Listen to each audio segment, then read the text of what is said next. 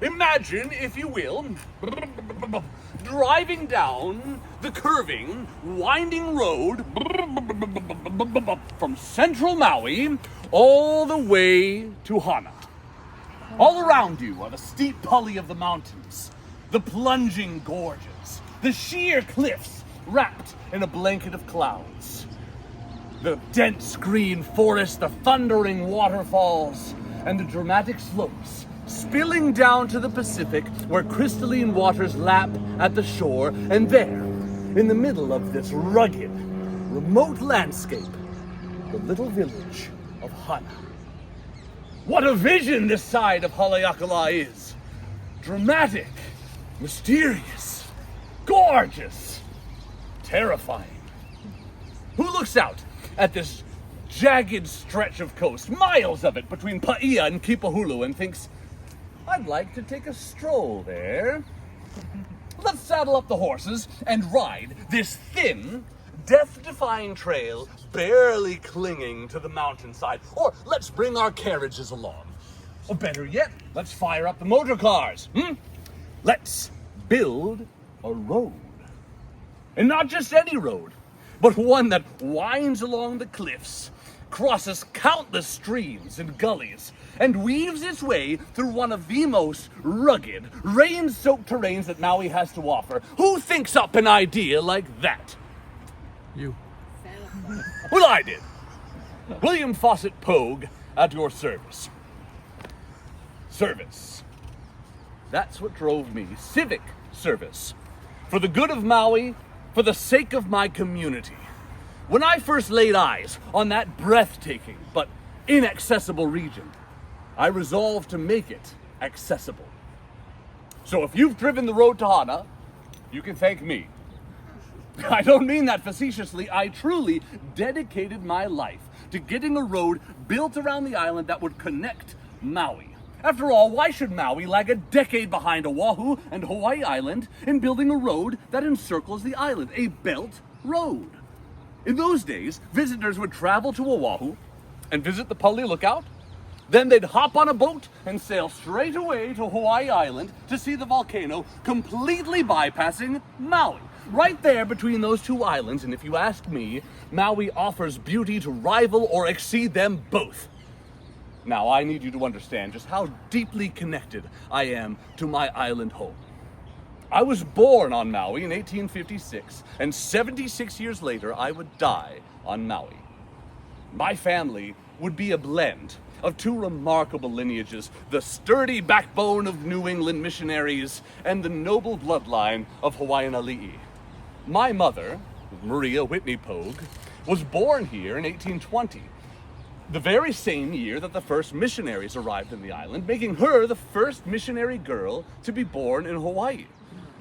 She was honored with the middle name Kapule, bestowed upon her by Queen Deborah Kapule herself, the wife of King Kaumoali'i, the last king of Kauai. And my father arrived with the 11th company of missionaries aboard the brig Globe, and he was stationed first on Kauai, where he came face to face with just how deadly and awe-inspiring the natural forces of our island could be. He got caught in the Great Flood of 1847, when a terrible storm ravaged the island all night long, and the stream by his home overflowed its banks, destroying the house and dragging him half a mile Makai, where he was found only in the morning by his neighbors, battered, bruised, barely clinging to life. By the grace of God, he survived his ordeal, married my mother a year later, and moved to Lahaina Luna to start a family.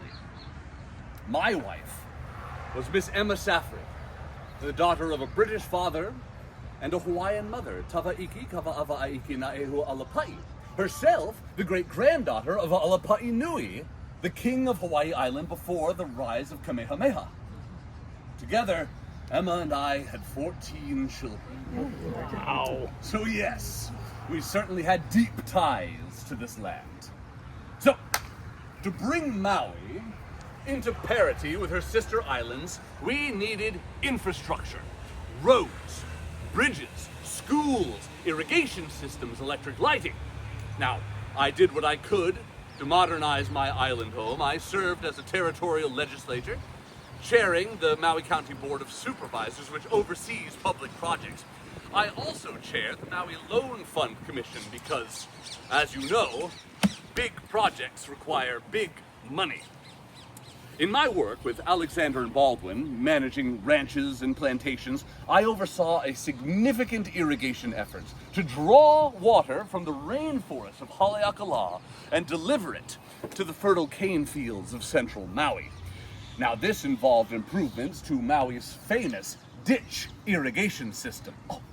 The flumes and tunnels of the ditch were an engineering marvel, the most sophisticated aqueduct system in the islands of its time. And though it was built to transport water, it also served as a key access route into Hana.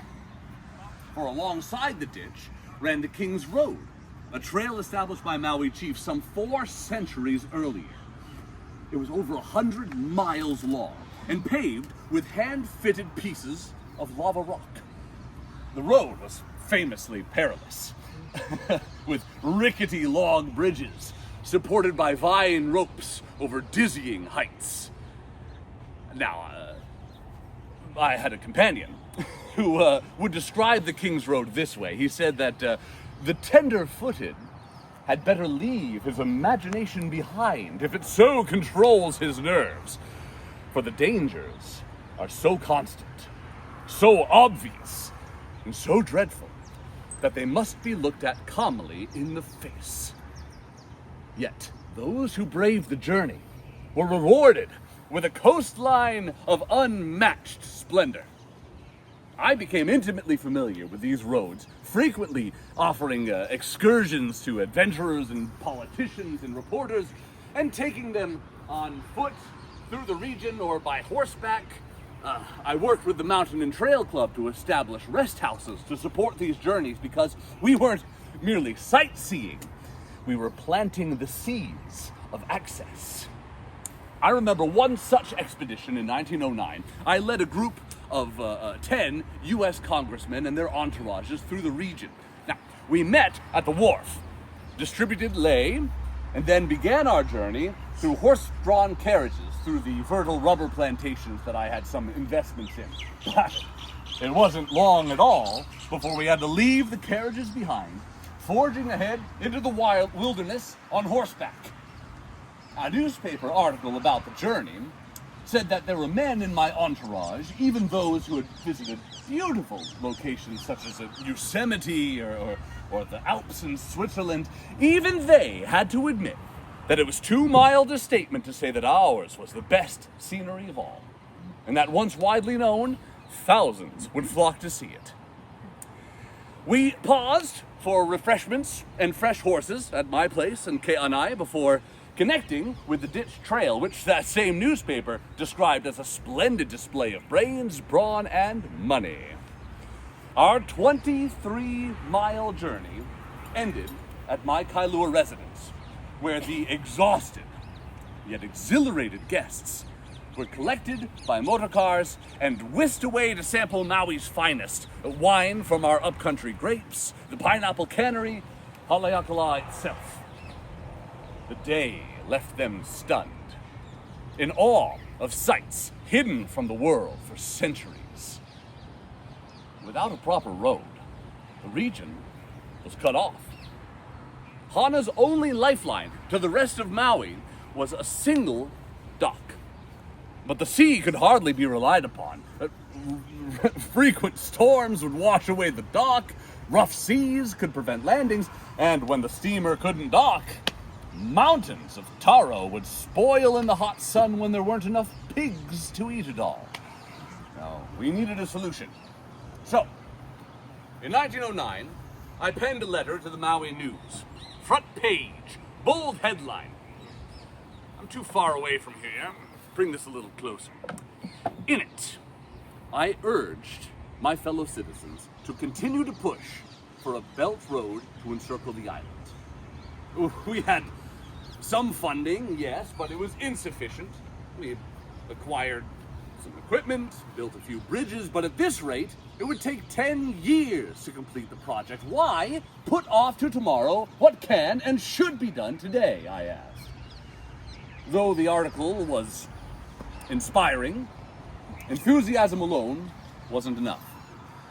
The Board of Supervisors assured Governor Pinkham that the Belt Road was our highest priority.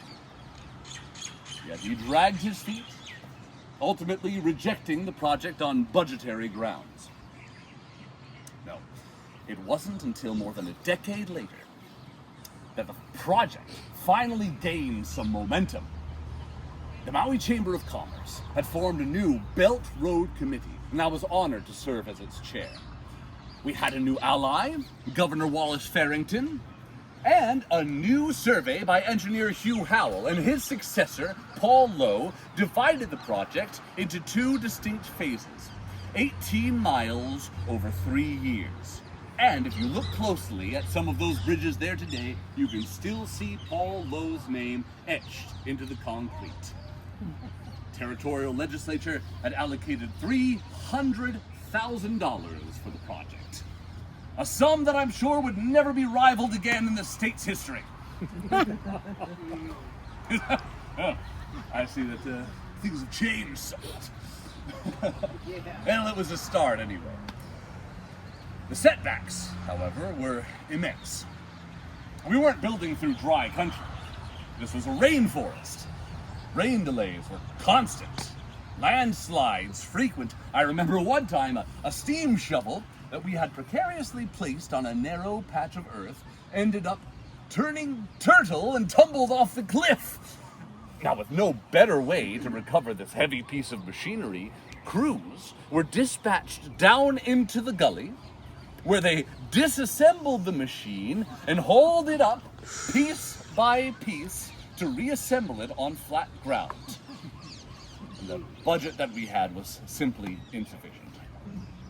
To keep the project alive, I proposed the use of a special tax and the use of a prison workforce of 50 laborers to cut expenses. We could not afford a repeat of 1909, where the dream had faltered due to lack of momentum. This time, we threw everything we had into it, with crews working from both ends, determined to meet in the middle.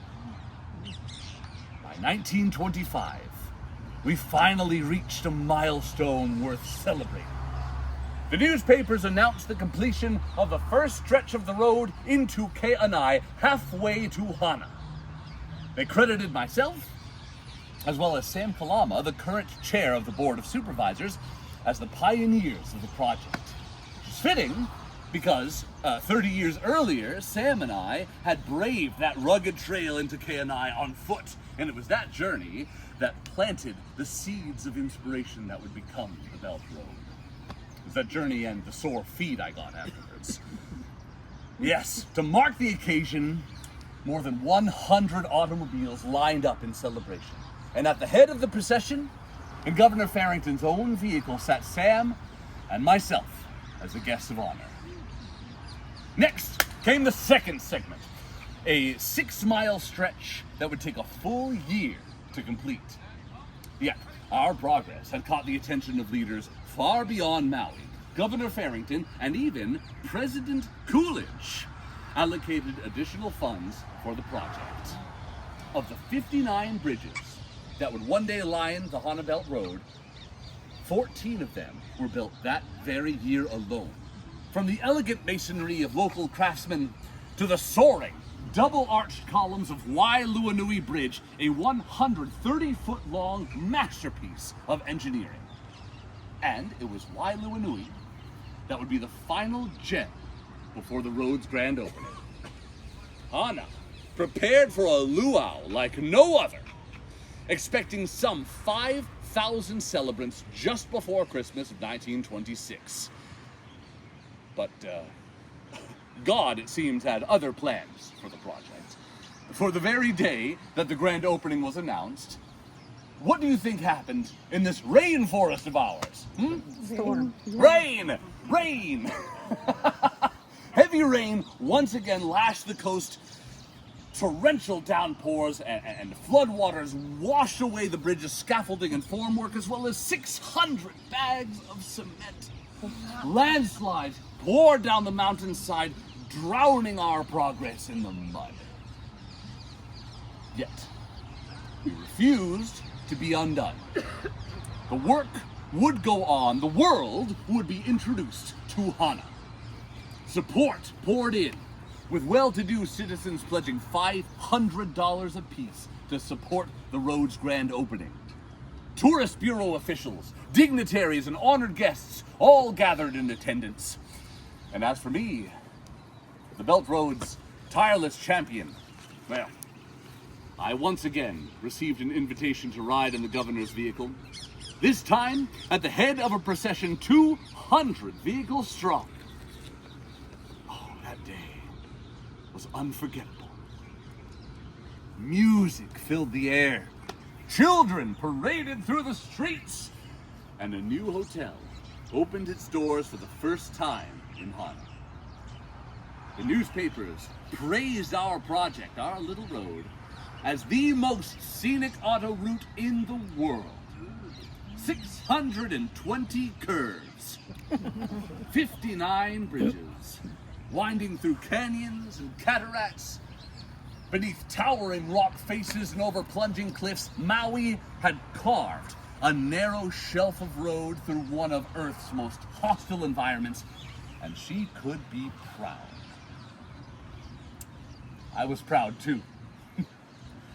After all the walking and riding, the begging, and the building, the dream had finally come to life. Just weeks after that opening ceremony, I celebrated my 71st birthday by driving the entire length of the Hana Belt Road. From a stubborn idea to a lasting legacy, I had seen it through. Yeah, my constituents would often refer to me as bullheadedly honest and relentless in my work. I'd like to think I proved them right. Well, thanks for coming along. Mahalo.